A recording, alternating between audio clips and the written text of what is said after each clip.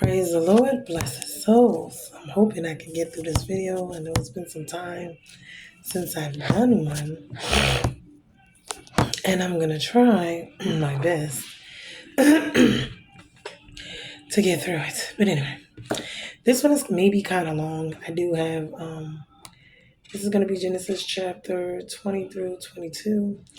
I'm going to try to briefly just kind of get through them. This one is basically called The Repeat. Right now, what is going on in chapter 20 is a repeat of Genesis chapter 12, which is when Abraham and his household moved to Egypt to escape, the devastating famine. That was in Genesis 12:10. And so he went to sojourn there where the famine was severe. And he was worried about how beautiful his wife was, which is funny because I keep saying to myself, he must have was a regular looking dude. We're talking about Abraham, though, the one that got the covenant with God, Abraham, Isaac, and Jacob. Yeah, so it all started with Abraham. But we sitting here and we're like, well, she must have was really beautiful and he probably looked regular on the outside. He was probably decent looking, but regular. And she was just like, because that's the only thing I'm thinking of. Because he kept thinking everywhere he went, somebody wanted to kill him because of his wife and take her from him. So he kept telling her and him, they both were telling these people, the pharaohs and the kings, that was, they were brother and sister instead of husband and wife. So he could be spared, his life could be spared. So it's like, but I think when I look at it, it's because, God looks at us on the inside, not on the outside. So even though he was regular to everybody else, he was important to God. That's number one. Number two, what I'm looking at is how it seems like his faith was kind of shaky. He kind of was doubting God, didn't trust God, even though God changed his name from Abram to Abraham, kind of backslid, fell, stumbled, when it came, but God had to have his grace and his mercy on him, once again to save him because he kind of kept making a mess of things. But but he gets to this new place, and then the king's name is Abimelech, which his names mean my father is king or my father reigns. So I guess he thought highly of himself, of course. And so he tells them, besides that she's his sister instead of his daughter. So Abimelech took Sarah to be his wife, took him from him. But here we go again. You just did this, a couple of chapters ago, and you back doing it again. So I guess he kind of thought, as the brother, he can refuse for her to be married to these pharaohs and kings, but it didn't work once again.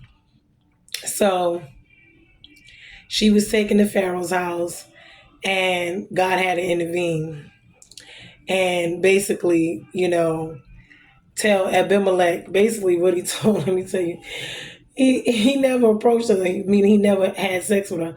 But in a dream, God came to him. He was the king of Gerar. And God came to him and said in a dream, behold, you are a dead man because of the woman whom you have taken for your wife. She is a man's wife.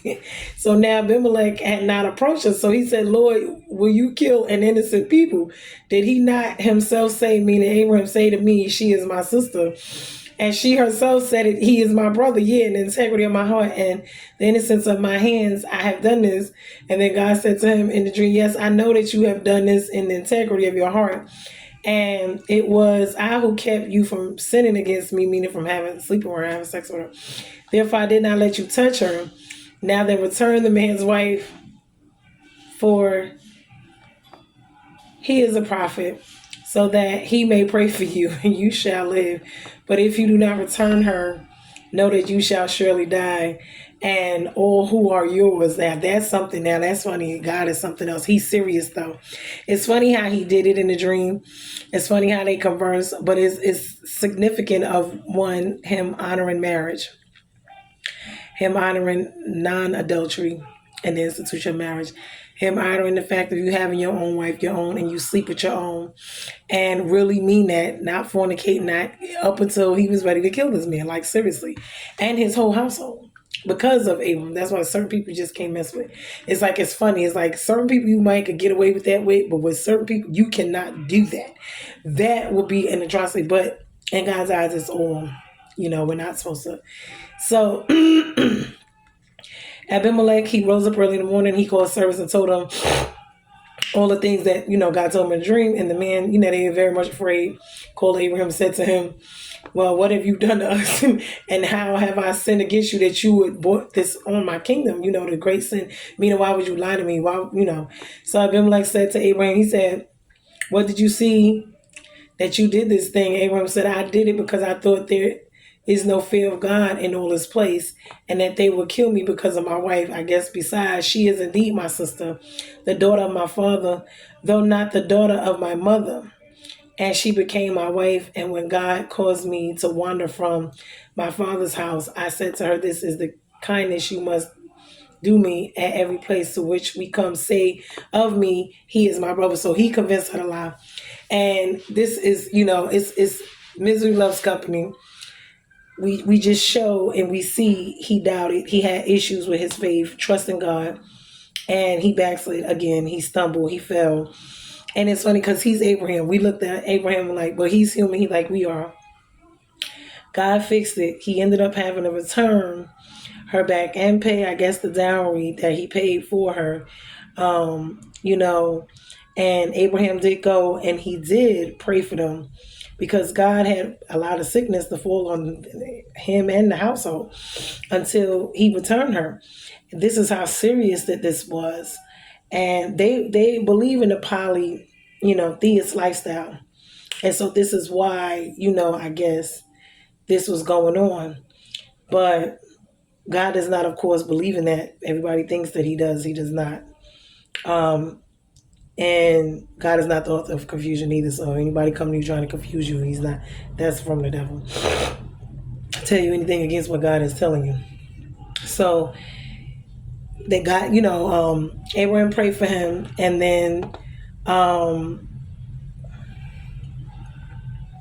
they were actually spared their lives, meaning his and his family and his whole household, because that's what God had told him. Basically, him and everyone in his household, was going to be, affected, by this situation.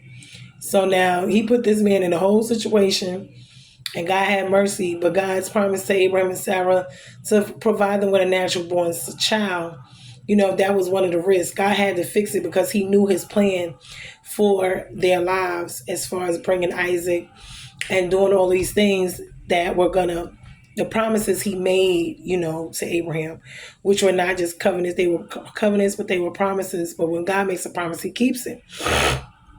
Unlike us, we don't, we promise things and we, fall back, we go, we do what we want to do later on down the line.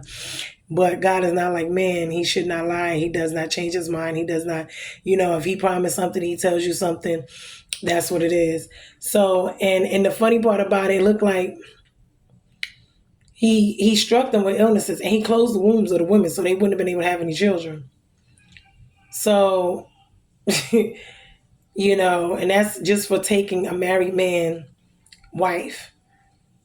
So we have to, when we look in this world and we look at things God tell us not to do, they are really actually serious. These are not games that he's playing. He gives us grace and he gives us mercy. Yes, he does. But when you think about back in these times when you were able to be stoned, killed, just for adultery and all these things, we got to understand how much grace and mercy we are all up under for Jesus. But at certain time, it's still God's judgment is eventually come. And that's with the sicknesses, the diseases, and all these other things that come upon us from being disobedient. So we wonder why things befall us is from disobedience. Okay.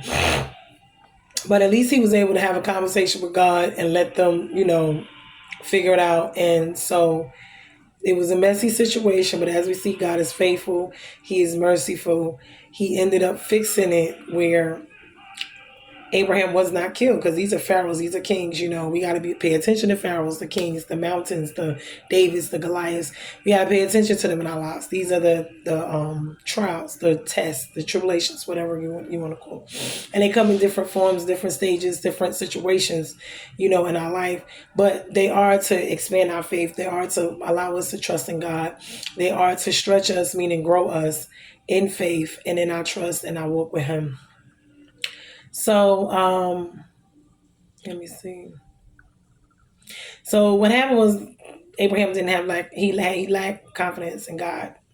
He lacked faith. He had doubt. He was anxious. He was nervous. About these situations. And as when I look at these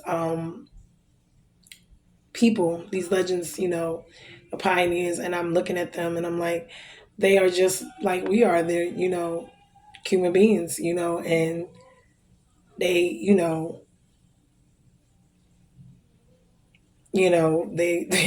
they fell. They had issues. God had to correct them. He had to deal with them. They weren't perfect. You know.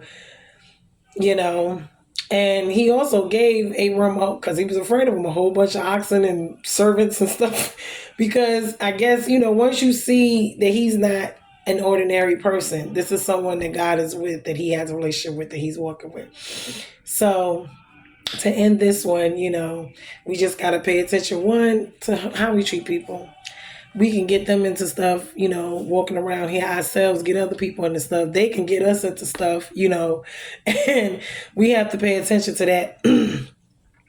But what I loved about it is that, God just fixed it on all ends, without it being death, without it being, all of these extra things, even though they were moving outside of what God had already told them, being impatient, because God had already told them He was going to give them a son. He was going to give them all of these things, even though they were older. And yes, we as humans, we look and we doubt and we have faith, issues and stuff like that at times. When we see things in this world that's going on with us, we do. But I'm so thankful that God is faithful, and throughout these lessons, they show us how to expand. We learn from grace to grace, from test to test. So each test, whether we pass or fail, it is a learning experience for us, so that the next time around we'll do better. If we fail, why? And this is his second time with this. So Father Abraham had some stuff, but thank God He's faithful. He's merciful. His grace, His mercy, it is there for us. Because if not, where would He could have messed up this whole situation of Isaac coming, of all of the 12 tribes of Judah. All of this started with we had Noah, but when it came to the covenant and the promise, it started with Abraham. Because although Noah's in the Bible, Noah is, and he's the one to help restart, replenish the earth after but we see how the difference in Noah, Adam, and in Abraham and their lives, and how God, although He loves them all, favors them all, how He regarded. There was just something about Abraham that him and God just were tight like that. They just had a bond, a relationship. So we just have to pay attention to that. But it was really a blessing to me, because we all go through things like this. Now, this next one, actually, I'm going to stop it here. I'm going to go into the next two. So the video is not that long, and then I can load this one. But anyway, we are bruised and not broken. We are blessed. Blessed to be a blessing. I hope you guys enjoyed this message. It really blessed me to let me see, yes, before we get up, we move on, we repent, we ask God to help us. And basically, this is all a learning situation. But love you guys, and until the next video, I have 2 more that I'm going to upload. I have more, but I'll probably just do the 2, and I'm just going to take it from there. But we are bruised and not broken. Be blessed.